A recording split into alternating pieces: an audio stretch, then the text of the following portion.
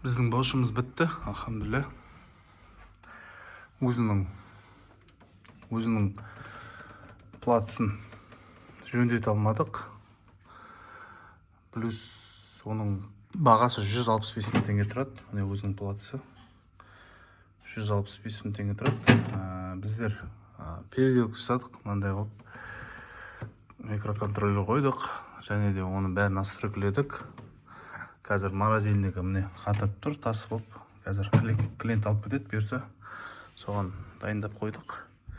Сосын асты плюс 5 жасап тұр, нормально, алхамдулилля. Бәрі тексерді, 3-4 күн тексердік. Айтайын дегенім, жалпы мынаның бағасы, холодильниктің бағасы 165 мың теңге, 690 мың теңге тұрды холодильниктің бағасы. Мынандай бош, үсті морозильник, асты холодильник. Простой мотормен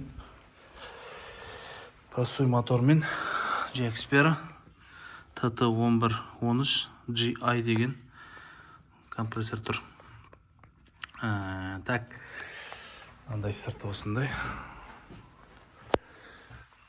690 мың теңге тұрады. Ал платысы болса, Турцияда бар екен, 165 мың теңге тұрады. Турцияның заказбен алып келеді, 165 мың теңге. Бұл 2 жыл болған холодильник. 2 жыл болған холодильниктің платысы кетіп қалған.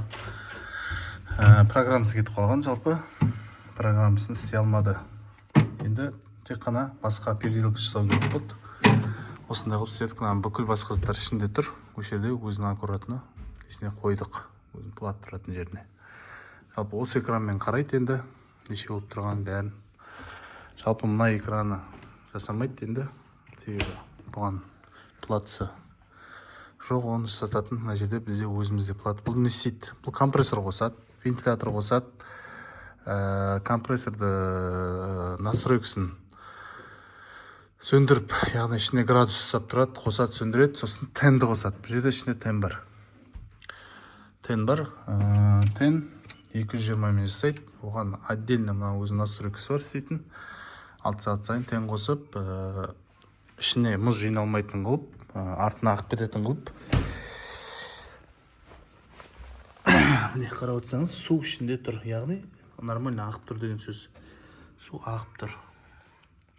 Су ағып тұрса, значит, ішіне мұз қатпайды деген сөз.